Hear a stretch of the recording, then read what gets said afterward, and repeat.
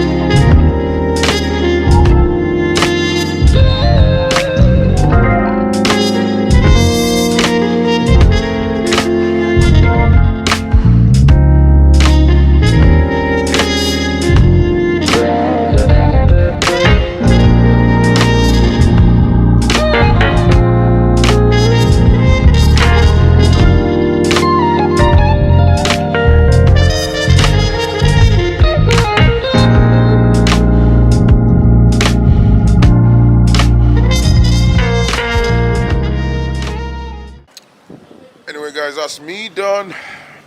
It's cold, man, and yeah. So come check out my man Collard down here in Peckham. If you ever make your way down to Peckham, come check out Nigerian Suya.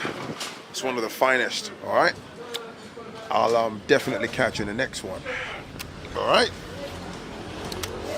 Peace and love. Hit the like button. Hit the subscribe button. Boom.